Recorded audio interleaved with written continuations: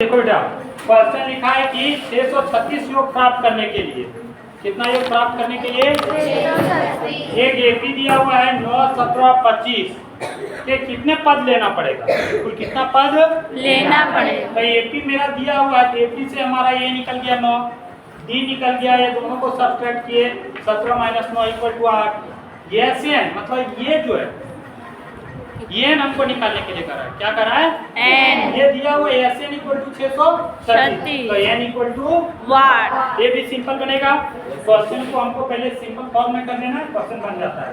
हमें क्या लिखेंगे यस एन इक्वल टू 636, इसको यह लिख देते हैं क्या होगा बच्चों n/2 यही कर लो n/2 2a plus n - 1 into d equal to 636। कोई दिक्कत इधर रख पाएंगे, इधर हम साल लीजिएगा। n का वैल्यू कुल कितना दिया हुआ है, अरे यही तो ज्ञात करना है हमको, तो n/2 a का वैल्यू बताओ 9 कितना है 9 है, प्लस n नहीं पता याद करना है तो n - 1 और d का वैल्यू कुल कितना दिया बच्चों 8। हमने इसको फाइंड किया है कितना 8 इक्वल टू 636। कोई दिक्कत इधर बनाते हैं, कुछ बच्चे को इधर दिखाई नहीं पड़ेगा।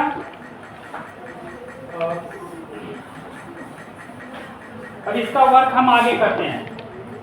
ये क्या होगा n/2 9 दूनी 18 हाँ तो बोलो 18 प्लस n - 1 ये 8 वो n से मल्टीप्लाई करेंगे कितना होगा 8 n और यहाँ पे कुछ कितना हुआ ये ब्रैकेट भी खत्म हो जाएगा क्या वैसे ये करेंगे। अब कुल कितना होगा 636। बच्चों समझ में आ रहा है यहाँ तक? चलो आगे ठीक। n इक्वल टू हम कुल कितना रहने देते हैं n, ये दोनों को मैंने क्या किया सब्ट्रैक्ट किया, पहले ये लिख लेते हैं 8n, ये दोनों को सब्ट्रैक्ट किया कुल कितना आएगा 18 में 8 चला गया कुल कितना 10। ठीक है कुल कितना आया 10 और ये 2 जो है वो क्रॉस मल्टीप्लिकेशन इसके साथ होगा, होगा क्या नहीं तो ये कुल कितना होगा 636 गुना 2। अब समझ में आया। अब इसमें भी देखो दो कॉमन हम ले लेते हैं, कितना ले लेते हैं 2 कॉमन ले लेते हैं तो कुल कितना 2 इसका ले लिए 2 कॉमन हो गया। जब 2 कॉमन ले लिए यहाँ कुल कितना बचा 4 बचा और n था n रहेगा और इसमें भी 2 कॉमन ले लिए 5 दूनी 7 होता है ना 4 तो 5 ये कुल कितना हुआ 336 गुना 2 ये 2 और 2 n। अब इसका हुआ तो कुल कितना होगा 4n²। ये दोनों का जो है मल्टीप्लाई होगा, ये दोनों जब मल्टीप्लाई किए 4 का 4 रहने दिए n और n स्क्वायर और 5 इंटू n 5n। इसको इधर ले आते हैं -636। एक स्टेप आप बढ़ा सकते हैं, पहले लिख लीजिएगा उसके बाद वर्क कीजिएगा, है ना। अब हमें इसको क्या करना है आगे जाकर के क्या करना है हाँ गुणनखंड विधि द्वारा हल करना है। तो ये 4n² equal two plus into 53 - 48n - 636। ये क्या करते हैं ये कैसे निकालते हैं गुणनखंड तो बताए ना हम क्या किए 4 का भी देखिए गुणन कैसे निकालते हैं 4 को 4 आने दीजिए ठीक है 4 और कितना है 636 यही है ना। और ये इस 4 को हमने 4 आने दिया, इसको मैंने क्या किया 2 से डिवाइड किया 3 दूनी 6 18 दूनी 36 फिर 3 से दिए 2 से फिर दिए तो कुल कितना आया 15 दूनी 30 4 दूनी 8।